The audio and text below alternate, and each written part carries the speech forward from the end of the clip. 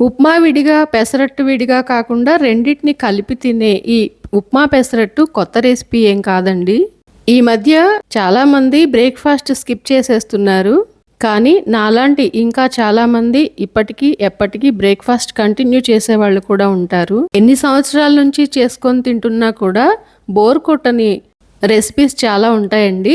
అందులో ఒకటి ఈ బ్రేక్‌ఫాస్ట్ రెసిపీ ఉప్మా పెసరట్టు. దీనికోసం పచ్చపెసలు తీసుకున్నానండి నేను. రాత్రంతా నానబెట్టి మార్నింగ్ 2-3 సార్లు శుభ్రంగా కడిగేసి మిక్సీ జార్‌లో వేసుకుని, అల్లం, పచ్చిమిర్చి, జీలకర్ర, ఉప్పు, తగినన్ని నీళ్లు కలిపి మెత్తగా దోసపిండిలాగా రుబ్బి పెట్టుకోవాలి.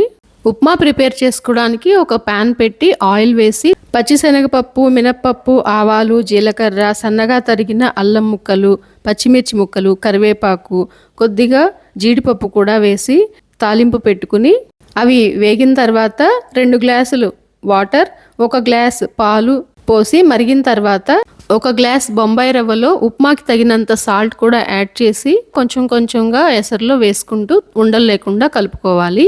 పాలు, నీళ్లు కలిపిన ఎసరులో బొంబాయి రవ్వ చక్కగా ఉడికి ఉప్మా రెడీ అయిన తర్వాత స్టవ్ ఆఫ్ చేసి దించే ముందు 1 స్పూన్ నెయ్యి కూడా యాడ్ చేస్తే ఉప్మా టేస్ట్ బాగుంటుంది.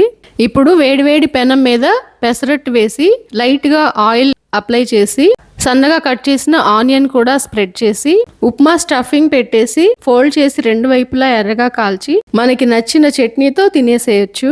వీడియో నచ్చితే ప్లీజ్ సబ్స్క్రైబ్.